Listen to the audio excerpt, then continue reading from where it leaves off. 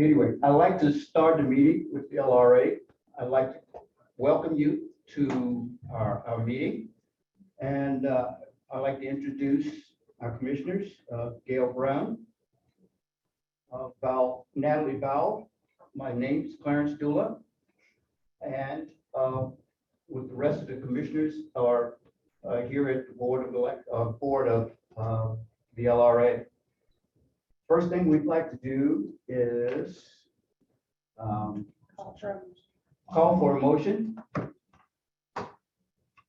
for the closed session. I'd like to make a motion to enter closed session pursuant to RSMO 610.021. Second. Yeah, what's our number there? Sub 2. Subsection 2. Sorry about that. Like to take a vote?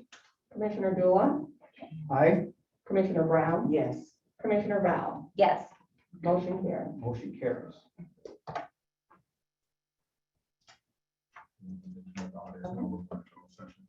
Okay. Like to notify everyone that we will be moving into closed session. And we'll be back shortly.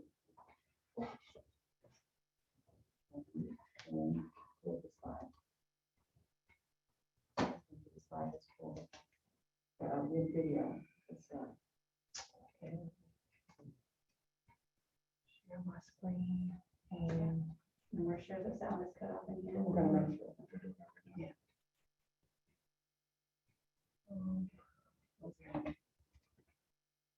So, yeah, I guess we need to interview.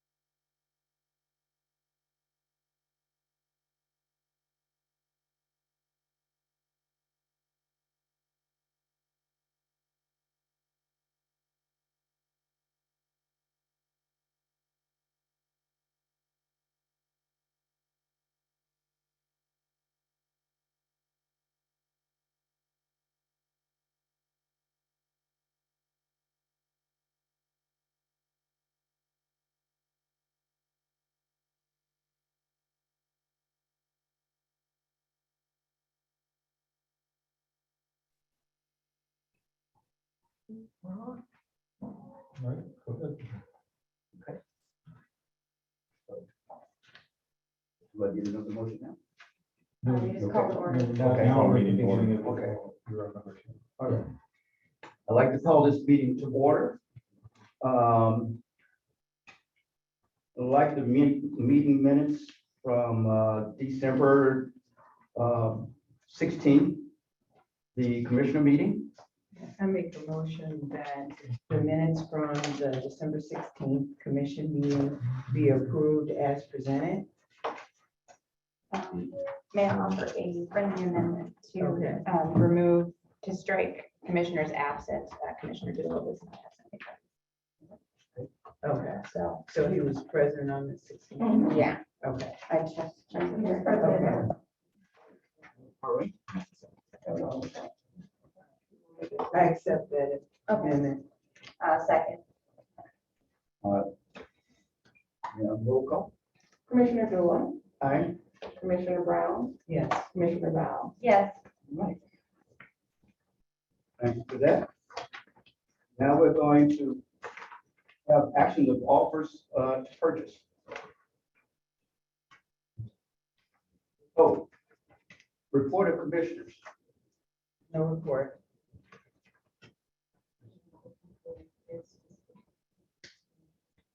Doesn't have any. no report this No time. report. No report this time for me. Okay, action offers to purchase. Commissioner, do you want to open this to the floor? I'd like to open, Audience.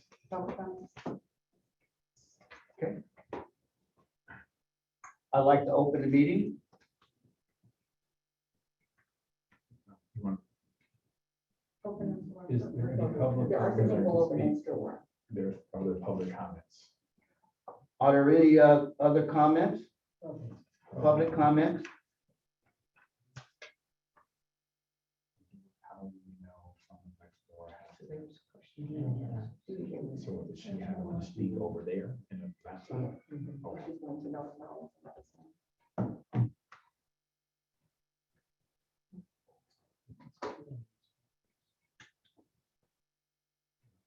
Are there any comments? Shouldn't be on the office to purchase. There's- Yeah. That's the only question.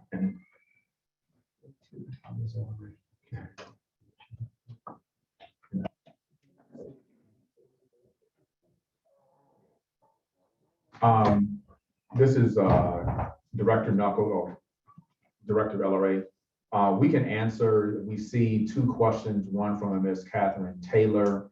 We will address that in the director's report, as well as there's a guest around when will houses be available to purchase again. That will be answered in the director's report as well.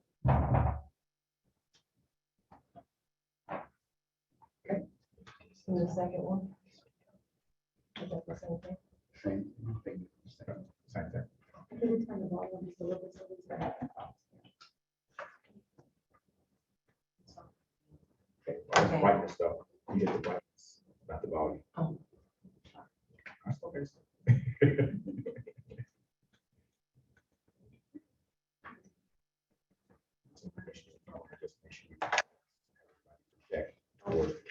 Check. And I'll turn the video on.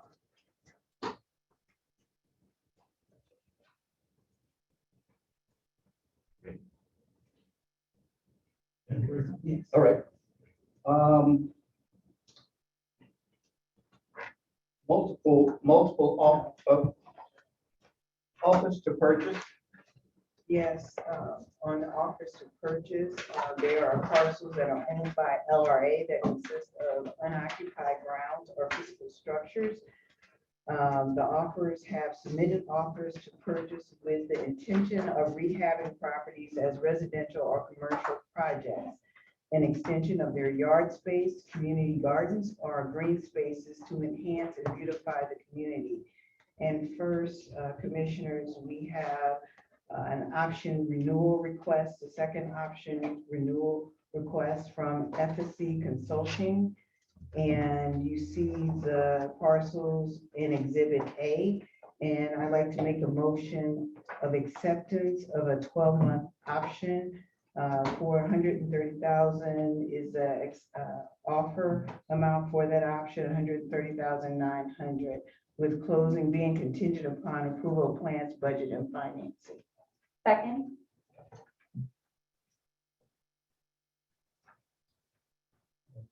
Roll call. If there's no discussion. Here. Okay. I was just gonna call for the vote. Commissioner Dula? Aye. Commissioner Brown? Yes. Commissioner Val? Yes. Second, going into Ward 5, we have an offer from Lamont Franks. And I'd like to make a motion that we counter this offer with the purchase of 1444 St. Louis Avenue for $705 and rejection of the other properties as you see listed due to project scope. Second with discussion.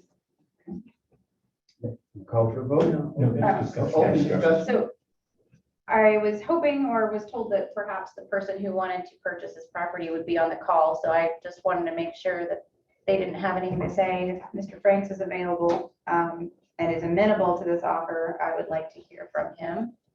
I didn't see his name before, but I just want to make sure he's given a chance to speak. I know we rescheduled a couple times, but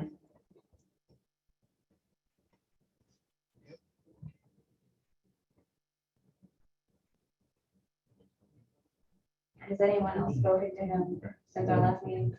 I spoke to him before the meeting was canceled because of the weather, and he was to be at that meeting, and I spoke to him before then, and he was in agreement with whatever we agreed to because it's been so long, so many months.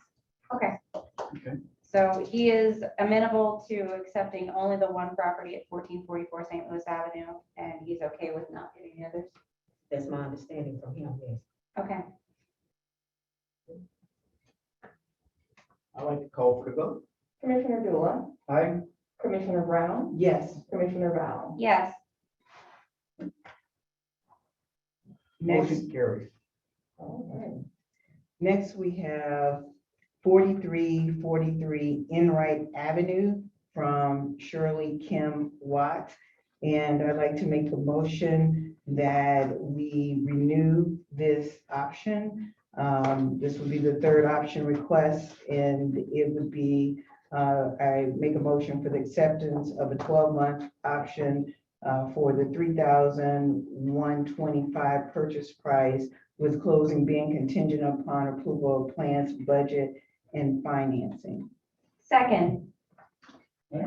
Call for the vote. Commissioner Dula? Aye. Commissioner Brown? Yes. Commissioner Val? Yes. Motion carries. Number 4, we have 4327 Enright Avenue and 4329 Enright Avenue. I'd like to make a motion that we accept this third option request, option renewal, 12-month option for purchase price of the $3,200 with closing being contingent upon approval of plans, budget, and finance. Second. Call for the motion. For the vote. Commissioner Dula? Aye. Commissioner Brown? Yes. Commissioner Val? Yes. Motion carries.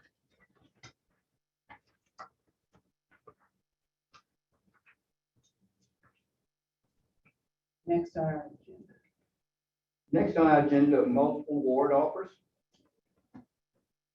We have, under multiple ward offers, those are multiple parcels over several wards consisting of LRA, vacant ground, physical structures, or a mixture of both, in which offers have submitted offers to purchase with the intention of rehabbing properties as residential or commercial projects, an extension of their yard space, community gardens, and green spaces to enhance and beautify the community. And under that, we have number 5, as from efficacy consultant. And you see in Exhibit A, the multiple parcels that are listed there. This would be a second option request, and I make a motion that we accept a 12-month option, the purchase price being $29,762, with closing being contingent upon approval of plans, budget, and financing. Second, Call for the vote. Commissioner Dula, Aye. Commissioner Brown, Yes. Commissioner Brown. yes.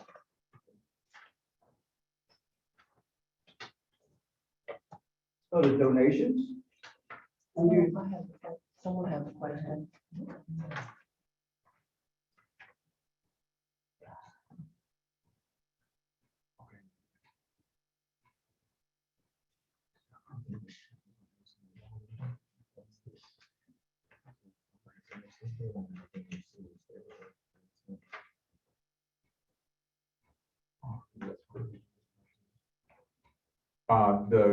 We'll circle back on these questions, it's not pertinent to donations.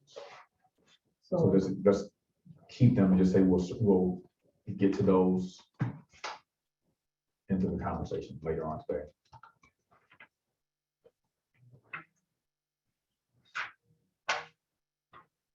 under donations are, okay, under donations are parcels which And you say consist. in the director's report, and you say, just say during the director's report.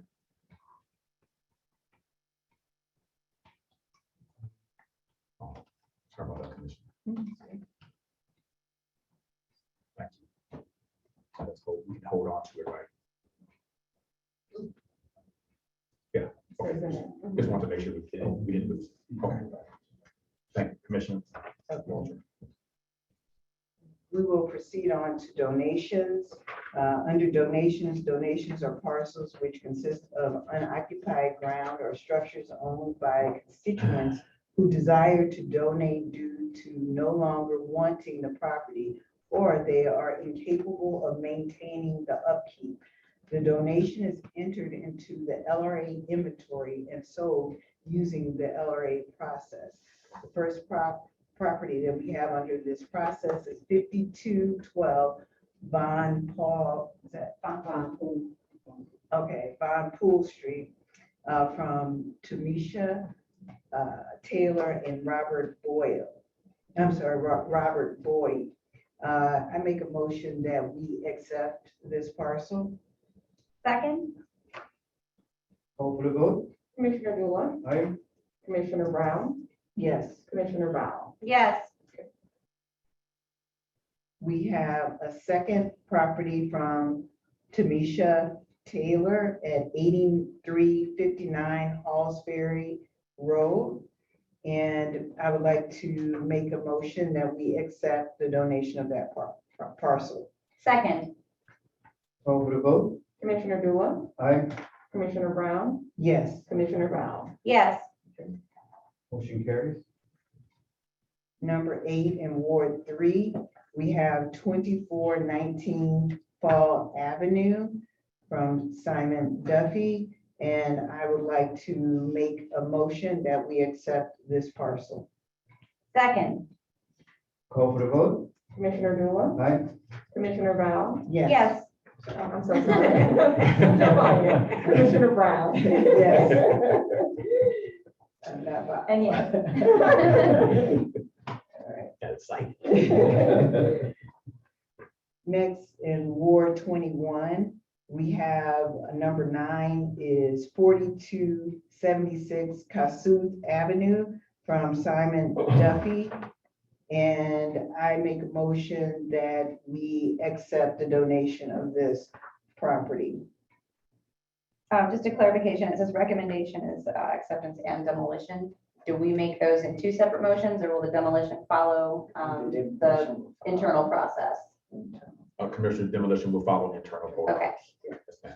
So second, Call for the vote. Commissioner Dula. Aye. Commissioner Brown, Yes. Commissioner Brown. yes. Motion carries. Next, we have a parcel in Ward 27, number 10, listed as 5421 Gilmore Avenue from Cassandra Ingram. And I would like to make a motion that we accept that parcel. Second, Call for the vote. Commissioner Dula, Aye. Commissioner Brown, Yes. Commissioner Rao. yes. Motion carried. Next section is the miscellaneous. Miscellaneous items are requested changes from the original approved board decision. These may include a change of end use, name change, etc. The request must go before the board for consideration. Under this category, the first parcel that we have is Market Homes Partners, care of Mark Stroker. And you see the items listed below. We are changing several parcels with a new requested option, removing the Tennessee and adding the Ohio properties. And I'd like to make a motion that we accept this new option. Second, May I have a vote, please? Commissioner Dula, Aye. Commissioner Brown, Yes. Commissioner Brown, I'm sorry, Commissioner Rao. yes. Motion carried. In Ward 24, we have a request for an easement on Frank Park Lane in order to access property. And I make a motion that we accept this request. Second, May I have a vote, please? Commissioner Dula, Aye. Commissioner Brown, Yes. Commissioner Rao. yes. Motion carried.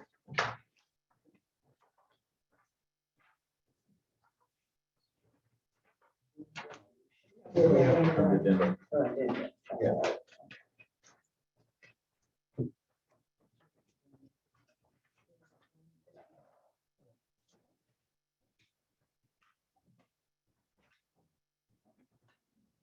All right. This is,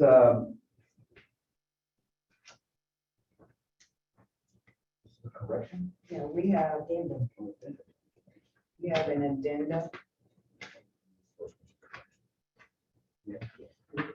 So the first item on the addendum that we have is the correction to the option approved at our December 16th meeting, and that would be 3962 Enright Avenue.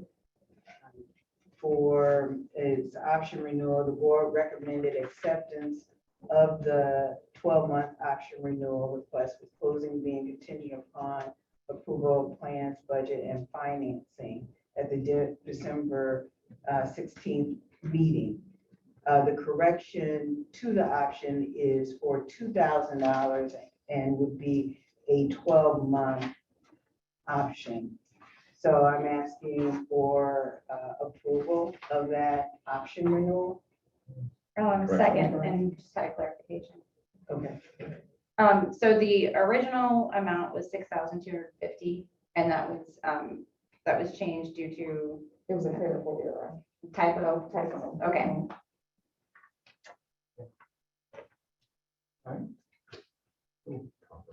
So we'll call for the vote. Commissioner Dula, Aye. Commissioner Brown, Yes. Commissioner Rao. yes. Motion carried.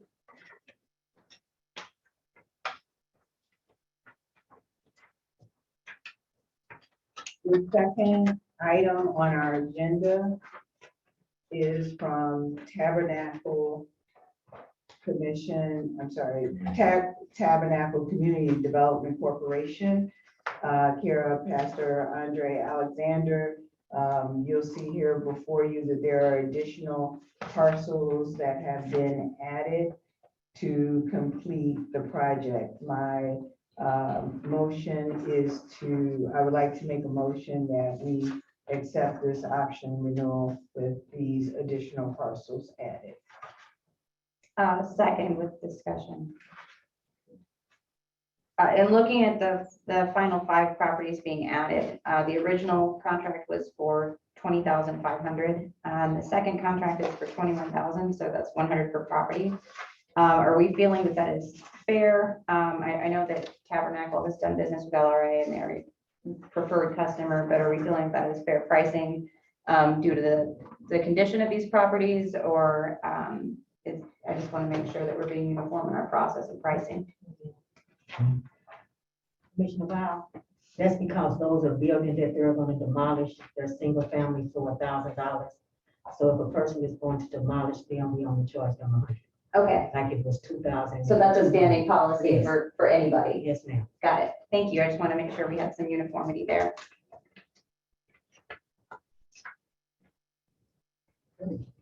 Call for the vote. Commissioner Dula, Aye. Commissioner Brown, Yes. Commissioner Brown. Yes.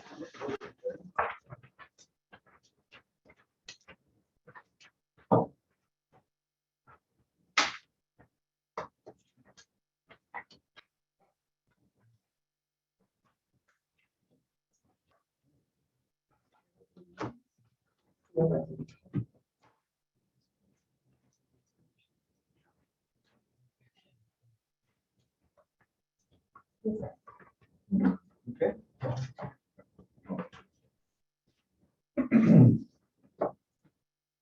Right.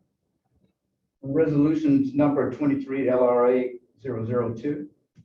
Commissioners, you have before you resolution for resolution number 23 LRA 002. That is for the approval of a side lot sales policy. And I would like a motion to approve that as presented. Perhaps the director has some insight before we accept that he would like to present. Okay.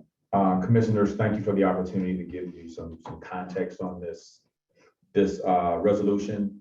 As we continue to do our work and modernize LRA and our policies that you all have stewardship over, one of the approaches that we thought were very important as we look to get parcels back into the hands of residents, assessing our side lot policy and really being proactive, that we might be able to expedite some efficiency as well as operational effectiveness with working with this specific program. So the program has some eligibility that I think is really important for us to speak to in this conversation. Is the property that is eligible is Class A, lots that are smaller than 4,000 square feet, and lot must not be adjacent or contiguous to another LRA property. This is really important to allow us to have residents who are currently sometimes in moments using side lots. This allows us just to move these lots into their stewardship and then activate these properties getting back on the tax roll. Some of the requirements for the applicant eligibility: must be an owner of the adjacent or contiguous occupied property, must be current on all real estate taxes on all property owned within the city of St. Louis, and that there will be a standard sale price of $100 subject to usual application and closing costs. And so with that, we provided a list of all the parcels identified within the LRA inventory that meets this site type, shape, and consideration for this program. And we're also seeking to have you support the approval of all those parcels, again, to expedite the staff's ability to move and dispose of these parcels using this program structure and policy guidelines. About how many did you identify that would be eligible for this? It is roughly 934, but somewhere around there. Roughly 900. That was kind of specific for a rough number, wasn't it? Well, I expect that from you. So with the proactive intention, are we going to be doing any, kind of direct outreach to people who live next door to these? I mean, I'm sure most of them are already mowing these or, picking up the trash anyways, but. Yeah, so Commissioner, yes, we will have staff proactively engaging in recruitment of residents in these parcels and communicating a letter and then providing the necessary support for staff and more specifically potential applicants to be able to acquire the property itself and to move things forward expeditiously. So we're excited about your support in moving this forward. for two reasons. One, it moves parcels back in the hands of residents who are probably already stewards. And two, it allows us to really implement some effectiveness in how we manage the parcels in our inventory.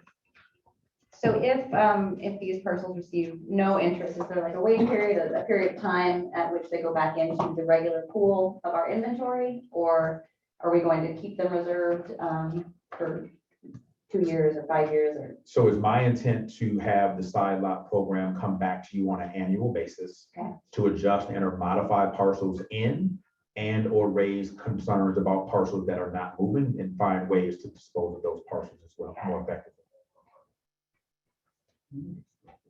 Any further questions?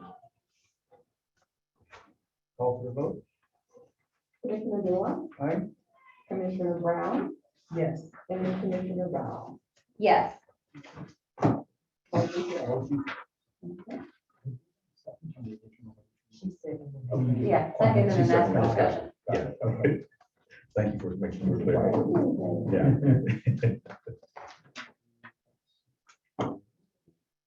Three.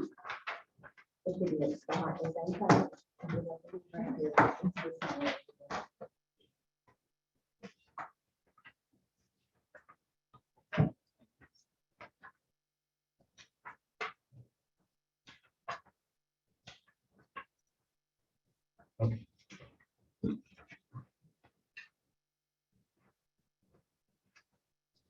Aye, Board of Commissioners, LRA, Neil Richardson, Executive Director. Lance Knuckles. Yes, Commissioner. Next, we have resolution number 23 LRA 003. And it is a motion regarding the adoption of new updated real estate sales policies for things such as new construction as is, rehab, stabilized building rehab, in order to align with the Economic Justice Action Plan. And I'd like to make a motion, Commissioners, that we accept this resolution in order to be in line with the Economic Justice Action Plan. Motion. Oh, second. I'm still- Okay. And if you So want, then we can open it up for More than questions. glad to walk through any of these. Yeah, because I feel like we were really getting Yeah. far in this in the closed session and we didn't quite get to Yeah. wrap up. So, give you a second. So yeah, I will second and probably request discussion. Yes. Commissioners, again, thank you for the opportunity to present to you resolution number 23 LRA 003. As Commissioner Brown identified, that this resolution is adopting new and updated real estate sales policies for specific programs, i.e. new construction, as is rehab, stabilizing building rehab, development, and general side lot purchase. And this resolution also retires other policies like motor own and the garden lease in order to align with the Economic Justice Action Plan.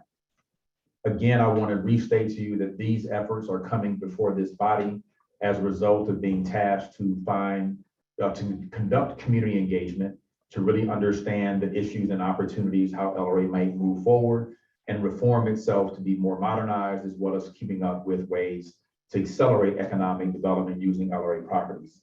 As a result of that engagement, the staff worked with community, and we presented in our last meeting the engagement activities, so I won't reiterate those things. However, every recommendation in this resolution is coming from that effort and activity that was conducted over the series of 2 or 3 months. With that, I would like to walk through at a high level each of the policies that are being presented, and I will start with Exhibit A. Exhibit A is the new construction sales of LRA properties. What I will do is, with the support of the commissioners, is overview the property eligibility as well as the offer eligibility, and then note that as a part of this process, we will be hosting a series of informational sessions to do deeper dives on all of these programs once they are adopted and approved by this body. Is it acceptable for the commission for me to proceed in that manner? Yes, please. Yes, please. Thank you. So Exhibit A, new construction sales policy. The new construction sales policy provides guidelines for the sale of LRA properties for the purpose of new residential construction, i.e. one building or up to 6 units. LRA property eligibility, Class A lots, minimum 4,000 square feet in total land, and no more than 3 continuous lots per offer. Offeror eligibility must be legally able to own real estate in the state of Missouri. If an entity must be in good standings. If other properties are owned in the city of St. Louis, must meet the following criteria. Be current on all real estate taxes owed to the collector of revenue, have no outstanding code violations with the building division, have no outstanding service fees due to forestry division, have no open problem property cases with the city councilor's office. If previously purchased LRA property, must be within compliance of any LRA contracts and agreements. And there's a number of documents that'll be required, and we'll go into more detail as we move forward, but I'll offer those up as well. Offer submission form and supportive documentation, proof of financing demonstrating at least 25% of the estimated project costs, calculated as $100 per square foot planned residential building. And then there's also the offer processing fee. So I'll pause in this moment to answer any questions on this specific policy by our commissioners. Can you give me an overview, maybe this is a David question, of what classifies a Class A lot? Class A lots are, so the city, the LRA is governed by state statute. State statute directs the commissioners to classify all of the property in the LRA inventory into one of 3 classes. Class A, which is pretty much the entire inventory, is just open for general sale. The other 2 classes are for property to be held off of general sale so that it could either be held for use by another public entity or just because it's not in a condition where it can be available for the public in general. So Class A is anything that's generally available to the public. And what are the other 2 classes? I guess there's a third one, C. Class C is being held because it's not in a condition where it can be Okay. sold, and then B is the one for other public buyers. Got it. And do we have a breakdown data-wise of how many of each class of property that we have in inventory? I think right now I'm actually trying to investigate. It might be that all of the property is Class A because the board is actually tasked with reviewing it every year. And I do not believe that a review has taken place in the last 12 months. So I think it all has reverted to Class A. Okay, so it's Class A by default until the board categorizes it otherwise That is per correct. statute. There have been history of classifications into B and C, but I believe it's been some time. Got it. Thank you. Any other further questions? I'll proceed to the next exhibit. Do we have questions that were pending? So those many questions will move into the director's report as Okay. stated Got it. to answer those questions there. Where these policies are not necessarily subject to public scrutiny as it relates to their adoption. If I have permission, commissioners, I will proceed to exhibit B. Thank you. Exhibit B, as is building rehab sales policy. The as is residential rehab sales policy provides guidelines for the sales of residential buildings up to 6 units that have not received stabilization investments for the purpose of building rehab and residential occupancy. LRA property eligibility, Class A residential buildings up to 6 units, no more than 1 building with no more than 2 contiguous lots.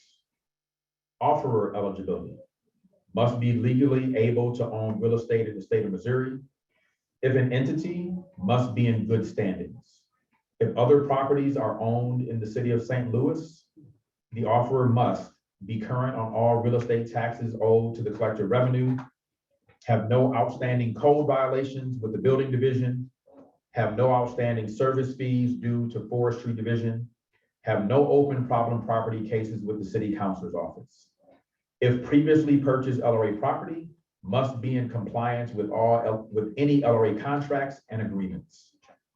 The offer requirements: offer submission form and supportive documentation, proof of financing demonstrating at least 25% of estimated project budget, again calculated as $100 per building $100 per building square foot, in addition to the offer processing fee.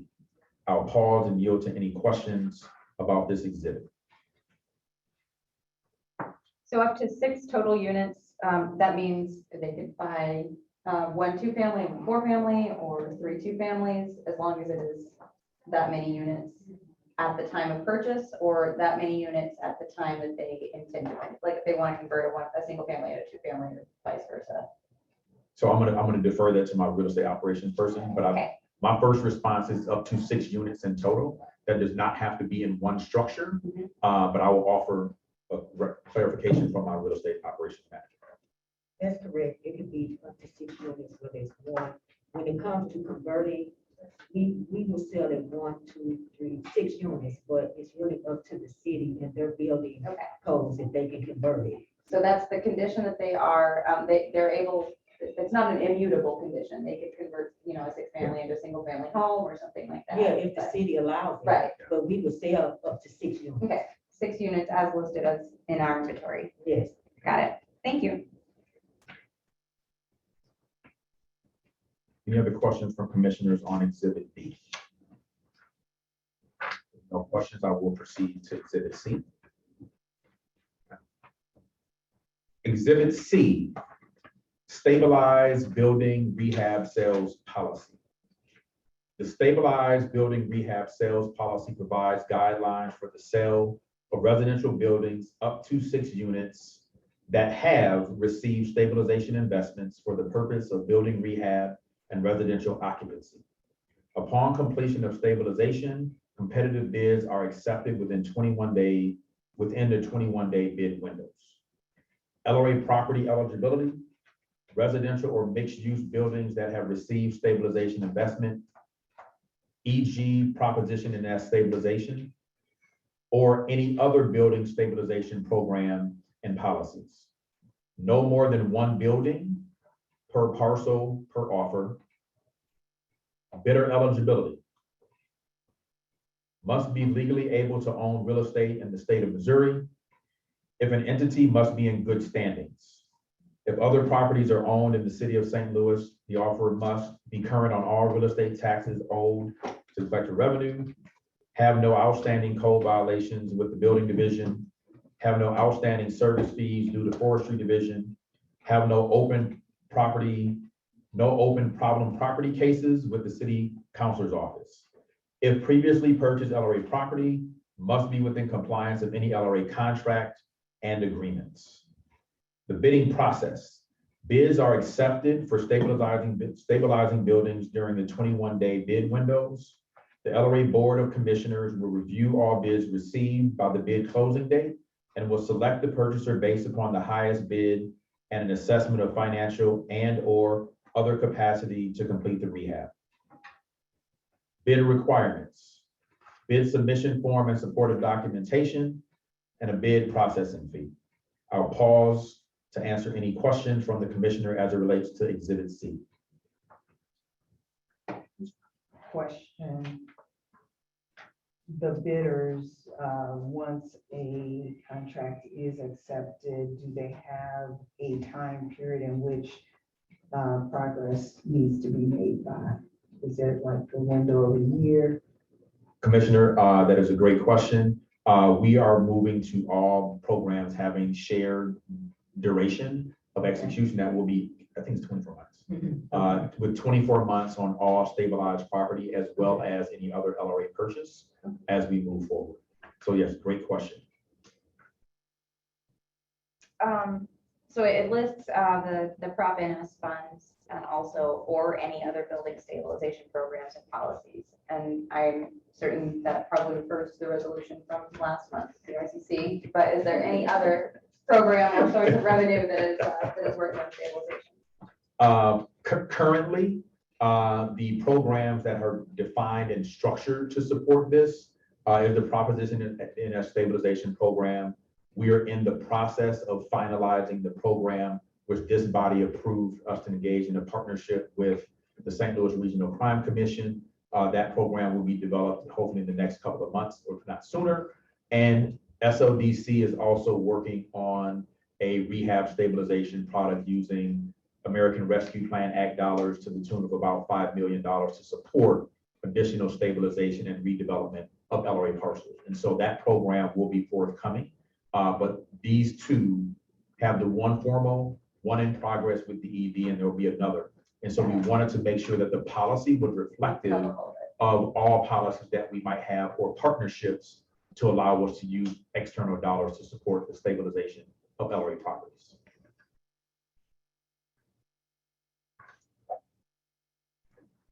If there's no further questions there, I will move on to Exhibit D.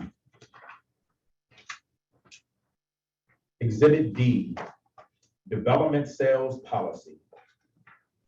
The Development Sales Policy provides guidelines for the sale of LRA properties for the development of commercial and or mixed-use properties and or the development of residential properties with more than one building and or more than 6 units. LRA property eligibility, Class A lots and or buildings. The offeror eligibility must be legally able to own real estate in the state of Missouri. If an entity must be in good standings.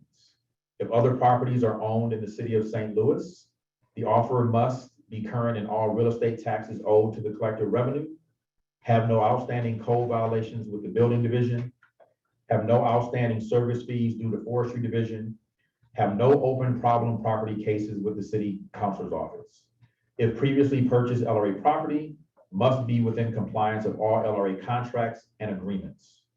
The offeror requirements: offer submission form and supportive documentation, community outreach form and supportive materials, proof of financing demonstrating at least 25% of estimated project budget, and the offer processing fee. The community outreach engagement requirements: door-to-door outreach signatures of support from residents in a 350-foot radius of project, community outreach, letters of support or protest from community organizations. I'll pause and take any questions from the commissioners. So I guess first question, could you just kind of make the distinction between new construction and then rehab, obviously, are very clear. Development, where does that tie into? It's demolishing a building, building something new, or how does that overlap? Great question. So if we think about development, it is on a larger scale. The other two programs are limited up to 6 units. Mm-hmm. So development sales policy is really focused on development opportunities that exceeds 6 units. And anytime there is a building or parcel, those will be treated in the same manner from an engagement perspective to support the sale of those properties. So the development, really the only difference there is that it is eligible for more than 6 properties. It could be new construction, it could be rehab and renovation, but there are just the quantity. The quantity and the requirement for a different level Right. of community engagement. And so that brings me to my next question with the community engagement. How are we verifying the signatures of support from the residents? Like if you have a ballot initiative or something, they have to be registered voters. How are we ensuring that somebody is not going to go out and get 350 signatures from people who are walking by the street on that day? That is a great question. Commissioners, we're leveraging some policies that the excise office use in some of their engagement protocol. And so we'll leverage some of that very same verification, whether it's the person's signature name that we can verify the address, as well as for projects that are large scale, we will require the developers to actually do community engagement forums specifically to bring folks out. In addition to that, one of the community support letters or engagement will include the reality that automatic leaders also have the ability to submit a letter of support as it relates to the process as well. And so we'll leverage those 3 avenues to ensure that we can get some verification of who was engaged in the process, as well as where and how. And any developer, just I'll add another piece, is that there would need to be an engagement plan submitted that would require us to be able to vet against what they said they would do and what was actually executed.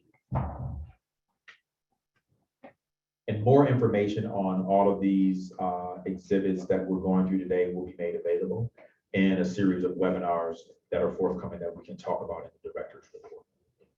Just want to be very careful that we're not giving too much weight to the aldermanic leaders, especially in areas that are historically disinvested and don't necessarily have a neighborhood association or an active, neighborhood watch group or something. And just be very careful that we are truly getting representation and verification of the residents in the area and not just letting one group or individual speak to for those people with undue So authority. commissioners, I will say this is that automatic leaders are simply a community engagement individual. More importantly, I think it's really important for this body to be aware that the final decision is in your hands. That we are looking to provide engagement to give you information and perspective, not to give anyone a position to make a decision on your behalf. Right, And and I so just it's- want that to be very clear to the community that we're taking more ownership in this process rather than leaving it so politically in the wind. Yes, thank you for the question. If there'll be no more questions on Exhibit D, we'll move to Exhibit E. Exhibit E, General Lot Purchase Sales Policy. The General Lot Purchase Sales Policy provides guidelines for the sale of LRA lots for the for any purpose other than new construction or development.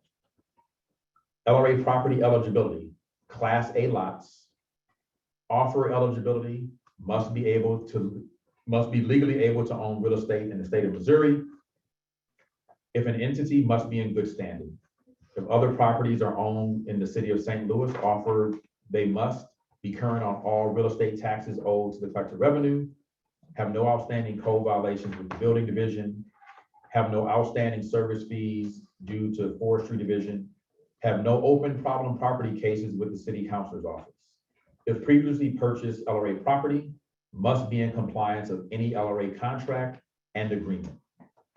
Offeror requirements, offer submission form and supportive documentation, proof of financing demonstrating at least 25% of estimated project budget, and an offer processing fee. I will yield to take any questions at a high level about the general lot purchase sales policy. Just a clarification on the mode to own. I know that this is going to be sunsetting that program. How are we phasing that out with people who are currently in agreements with the mode to own process? Great question, Commissioner. Anyone who's currently in a mode to own process will go through the standard 2-year process. So anyone in that protocol will see that process through. Okay. As it relates to this. So we're not discontinuing anything in that program. We're simply sunsetting the program and not taking new offers in that program. Now, would they be eligible to just get out of the mode to own and do the side lot program or? Not at this moment in time. Okay. They would need to complete through the protocol, Got it. which they're already in.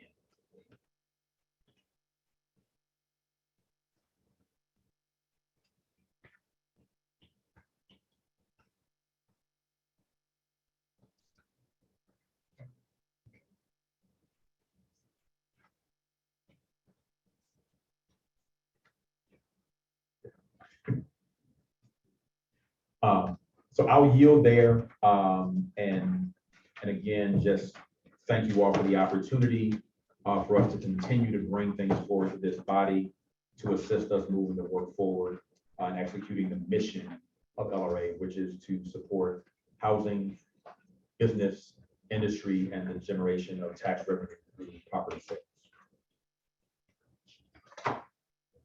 And I think before we move forward, we're also, it is mentioned in the resolution title that we're sunsetting the mode to own.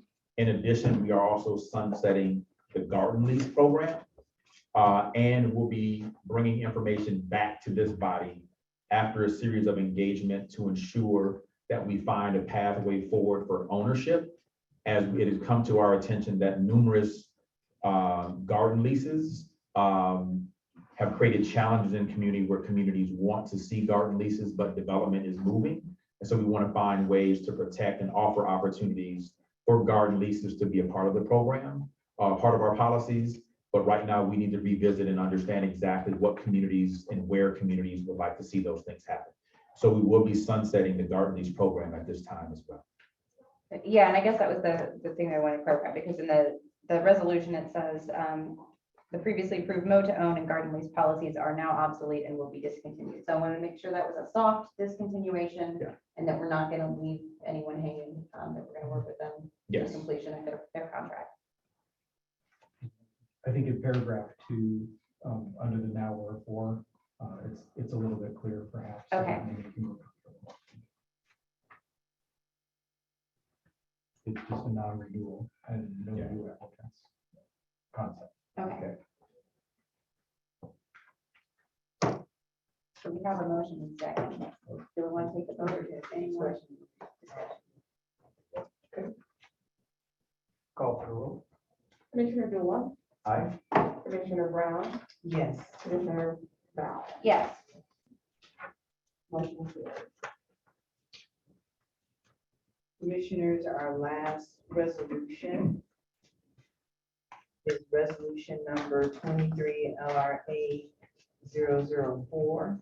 And is a resolution to authorize the use of propagation NS funds to stabilize specific itemized LRA owned residential properties determined to be eligible for the Prop NS program. The specific properties described in the resolution have been evaluated by Prop NS staff with a rating assigned to each property based on a community vetted evaluation rubric and presented to the Stabilization Advisory Committee for their review and subsequent referral to the LRA board. And I am asking for a motion to approve that resolution. I don't know if Sean is on the line, if you'd like to present anything. No, okay. If not, I'm asking for a motion to approve this resolution. Second. Call for the vote. Commissioner Dula, Aye.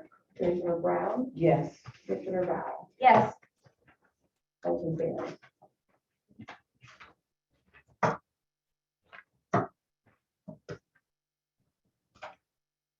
Director's report.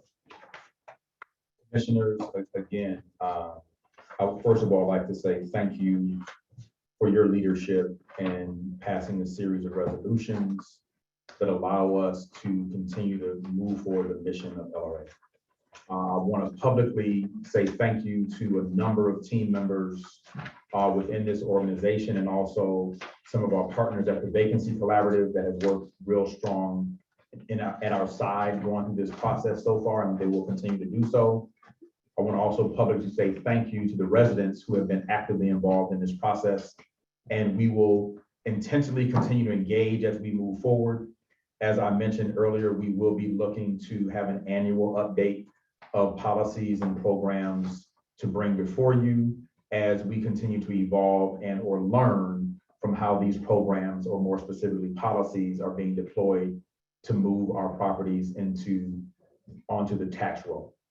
And so with that, I want to just speak, there will be a press release going out, speaking to a couple of things, but I do want to circle back and kind of walk through a few questions that were raised in the discussion in the chat, and we might be able to get all those answered as it relates to those questions at this moment in time.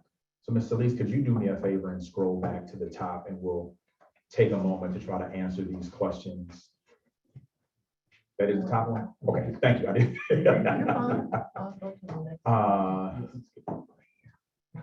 Okay, how does and so how does, so I'll read the question. How does LRA lot class codes A compare to zoning codes?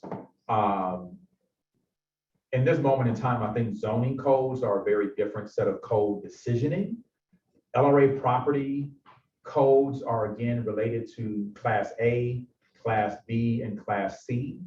And in some cases, you might see a Class AA, which is in reference to LCRA properties that they have in their stewardship in partnership with LRA. And so those three classes are the most important classes or the only classes associated with LRA properties. Any other zoning codes are not necessarily reflective of the inventory, but the zoning of parcels collectively.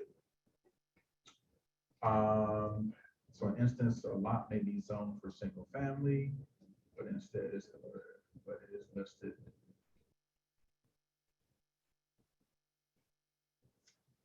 Single family is the class. So Okay. class A, we're saying it's something. Yeah. Yeah, so we'll work to answer this question specifically in some communication. So Ms. Lisa, we can just make sure we capture these questions and we can make the responses available on our website. Then we can move forward. So the next question is, when will houses be available to purchase again? At the closing of this meeting today, the policies that have been adopted today, we will begin to host informational webinars because the offerer process has changed. And so we will make those new documents available for residents on the 9th. Yeah, am I getting the right days? On my phone. Make sure I'm getting the right day. Because my brain is going crazy. No, when we make the documents available is on the 9th. All of the new forms and the first series of webinars will be made available to the public on February the 9th. And then thereafter, applications or offers, not applications, offers and applications, because there's some applications and some offers, can begin to be submitted to LRA on the 15th.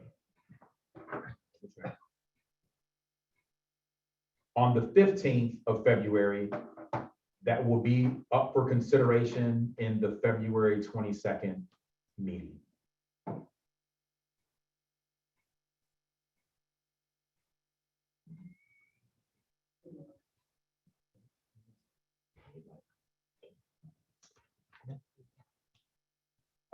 And so we'll just restate again, new program documentation and operational documents will be made available to the public on February the 9th. The ability to submit offers and or applications were made available on the 13th with potential consideration for the February 22nd meeting.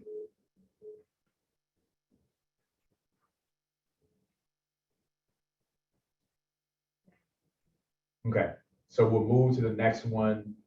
What does the general lot purchase policy cover?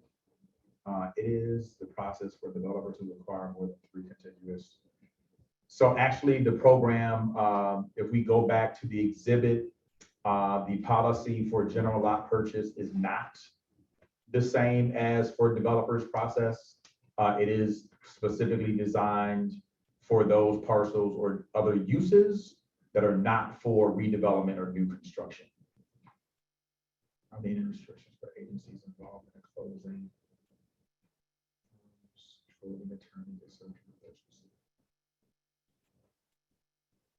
So question number 2 is, are there any restrictions for agencies involved in the closing?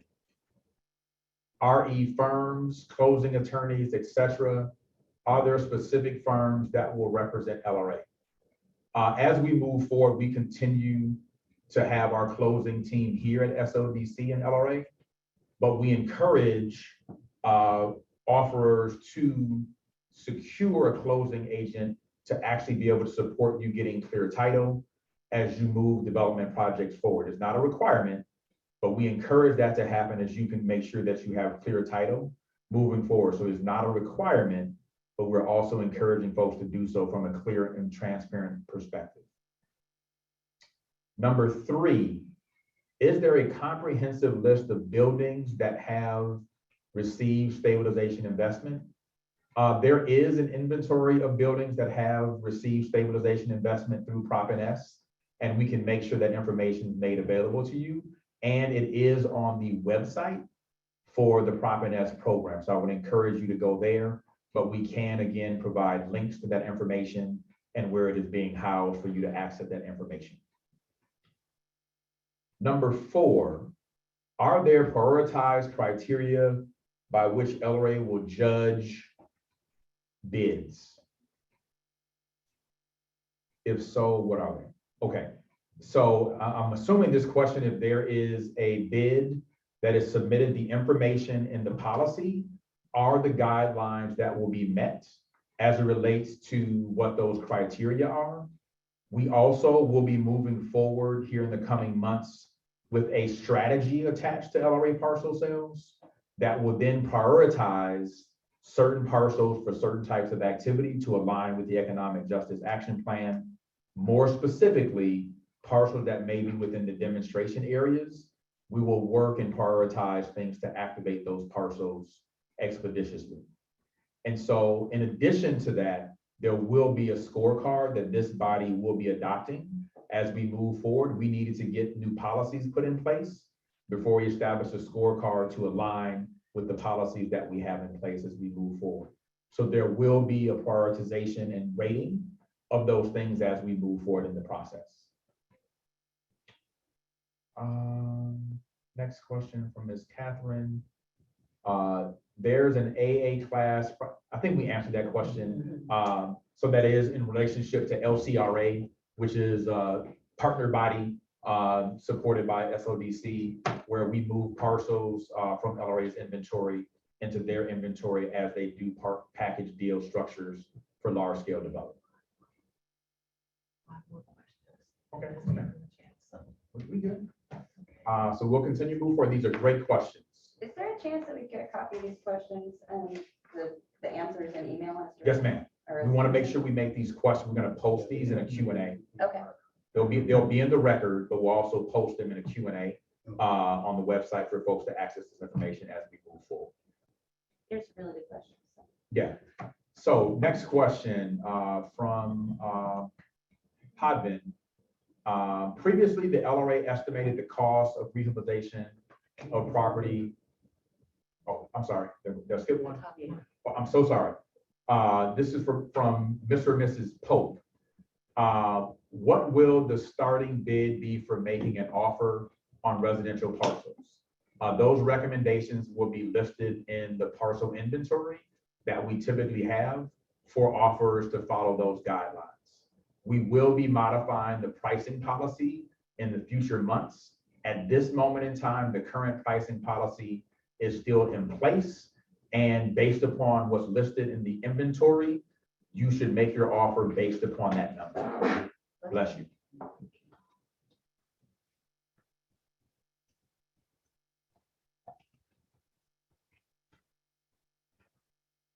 Previously, the LRA estimated the cost of rehabilitation property would be 75 per square foot. On what basis was this changed to 100? The same as new construction. How was this financing requirement amount of $100 justified when rehab costs elsewhere estimate between $15 and $16 per square foot? Why would it cost as much to build new as it would do to rehab? This is a detailed question, and whoever this is, I would encourage you to engage with this office directly. However, I can respond to it this way. The average LRA property requires significant investment, whereas very typically structural engineering can be a huge significant portion of your project, as well as most LRA properties need all technical systems from roofs, HVAC, plumbing, sewer, to electrical, and those items alone can add up to above $50,000 on any specific parcel. And so we want to just make sure that we're putting people in a position to be successful, as we know that sometimes people purchase LRA properties, get inside and realize that the budget you created is not reflective of what you really need to do. And so staff will work using these numbers to actively participate in a dialogue with offerers to fully understand your project budget, to ensure we can support you being successful. Because again, as we spoke earlier, the expectation on rehabbing parcels or developing parcels will be rigorously held at a 24-month window. And so our ability to make sure you have the resources can do that.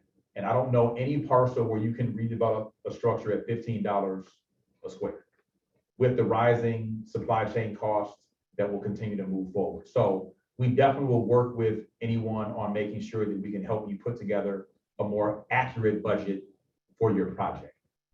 But great question, my friend. We'll move on to the next question.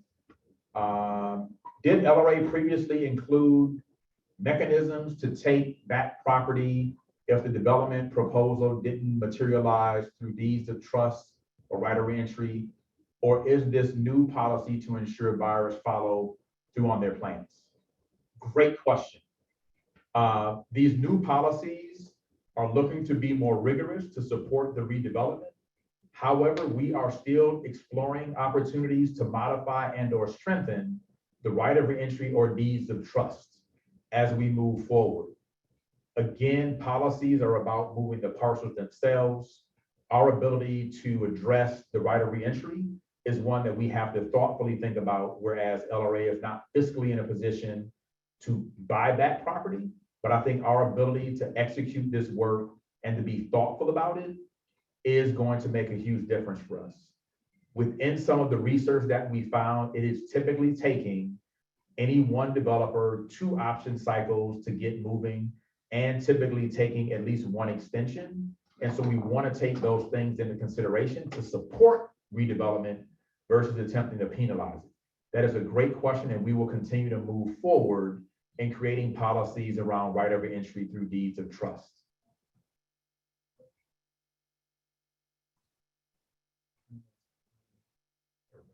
So Mr. Jacob Barker, are option holders required to maintain property? And is that a change from current policy either? So as we move forward in an option, the offerer for that option will be required to maintain LRA parcels. It is being made, that shift is being made because the property is actually off the inventory list for anyone else to make an offer or to move it forward. So that luxury does come with the responsibility to help us manage the inventory that we're attempting to move forward. And those policies will be outlined in further detail in the operational policies and documents that we made available on February the 9th. And another question from Mr. Barker. What can you say generally about LRA pricing strategy discussed in close? Are prices increasing, decreasing? Is every parcel's value being recalculated? That's a great question. We had a really strong discussion around how we prioritize, how do we align pricing with current market, but more importantly, understanding that we want to trigger a pricing protocol that stimulates redevelopment, not necessarily stagnating redevelopment. And so we look forward to bringing a pricing policy back to this body in the next month that I think will best reflect the alignment of our pricing policy with the Economic Justice Action Plan. Great question. And so we look forward to bringing those pricing policies back to this body next month.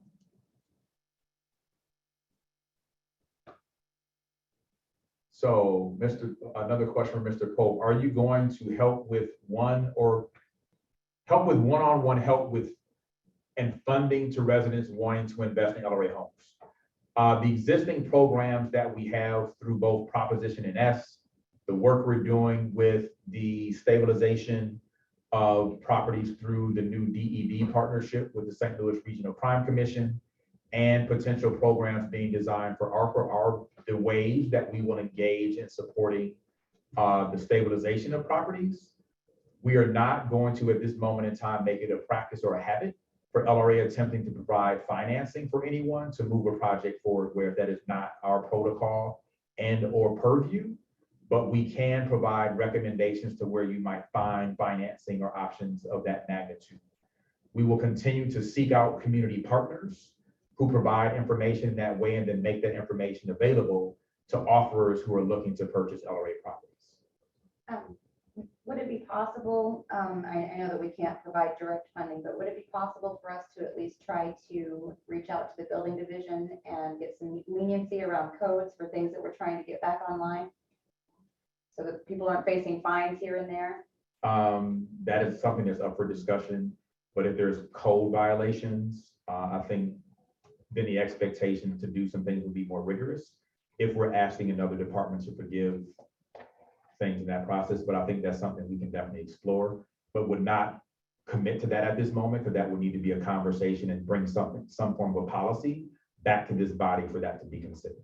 Yeah, I'm just thinking, you know, in the spirit of making it easier to develop a property, if you're getting caught up with code fines and violations and stuff, then you're losing the opportunity to actually put that money into your building. So we want to kind of Yes, ma'am. be protective and supportive, I think, at the same time. So I would say we would definitely look to bring something back to this body to consider, but I will encourage this body not to be lenient on if you are making an offer. If you have code violations, that's a hard kind of no. We need to be clear. I just on mean on the that. building that's being Yes, worked on, the building they're buying. Yes, Not ma'am. the 15 they own that are perhaps in not great condition. yes, ma'am. And so, Mr. Connolly, will LRA board meeting video recordings be posted online? As an organization, we are moving forward to make video recordings available. We will be communicating the timing, whereas we will do our very best to clean the production, if you will, to remove some of the nuances to make sure there's clarity in the information provided. So, Mr. Connolly, we will be making these things available across our boards and commissions, but we'll work with you to communicate timeline on that, as well as communicate with residents of when those recordings will be made available on our website. When will the LRA website open again? The website itself never closed. We were not accepting offers. The website will be undergoing some significant modifications as we move forward. But I think the site will be available for anyone to access today as it relates to information around parcels and properties. So please feel free to tap into the existing webpage for information about parcel search and identification. In tandem of Mr. Pope's question, does the LRA support in any sense the utilization of 203K loan, FHA backed mortgages that include renovation costs on LRA properties? I can say something. I'll let you go ahead and speak to that. Okay, so with each offer, part of the criteria will be proof of financing. So I think the question will be is if the bank that you're utilizing for 203K loan, if you are pre-approved for an amount that's specified based on the price per square footage, and that's a part of your application, then I believe that that's something that could be considered. I was going to give it. So to further answer that question, proof of financing is a key part of this process, and 203K loans would meet that criteria if you're bringing the pre-approval documentation from that financing institution.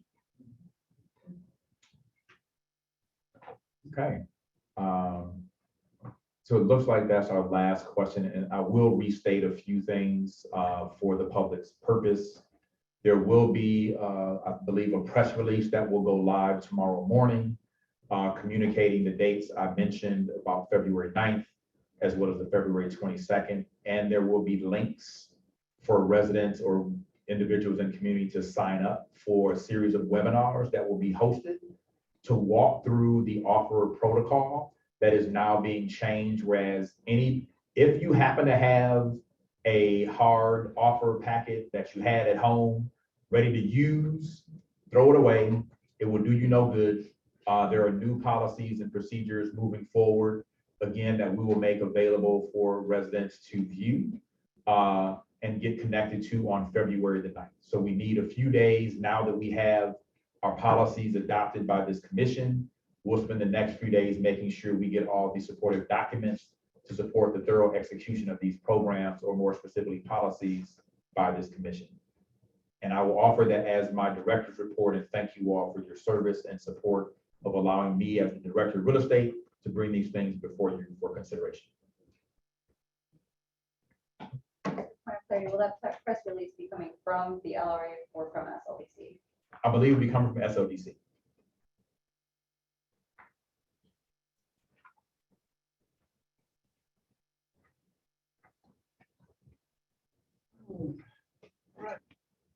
The next commissioner meeting is scheduled for February 22nd, 2023. Take motion to adjourn. Second. All those in favor? There's no. Let me